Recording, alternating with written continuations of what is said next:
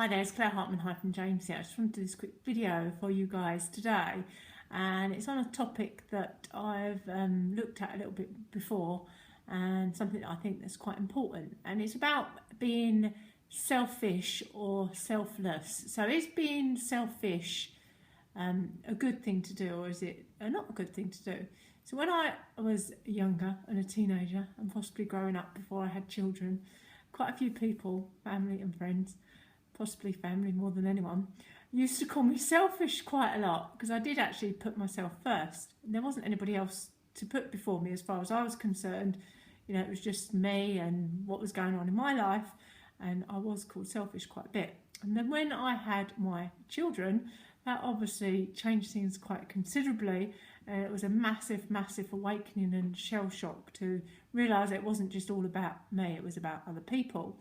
So I did tend to put my kids first, obviously quite a bit, to the point that I actually had postnatal psychosis. So I had a lack of sleep and everything, because everything was completely focused on my unborn child. My sister was going through a lot of stress and things like that, so I had a lot of things to deal with, a lot of things on my mind, and I was coping with stress after stress after stress, not eating well, not sleeping well, not exercising, and not really looking after myself. So I went from, you know, my baby was my main concern, so I went from being completely selfish to completely selfless, and then I ended up going over the edge and having a complete mental breakdown. But all is good, because I recovered from that, and I learned how to cope, and I learned how to look after myself, and I learned how to put my oxygen mask on first. I also learned that if I put myself further up the top of the pile and was a really good mummy, it's a bit emotional for me, this, sorry, but I learned that pull yourself together, Claire. I learned by looking after myself, I was able to look after my child more.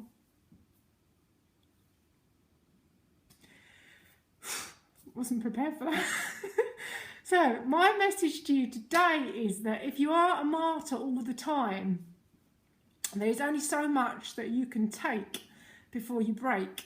So you need to look after yourself, and then when you look after yourself, you have so much more to give to other people. I really wasn't expecting to do this.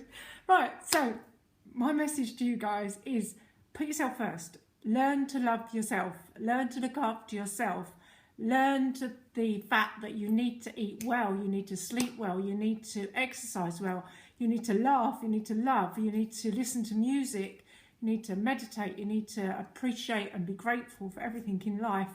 And when you start doing that, only then can you fully help other people.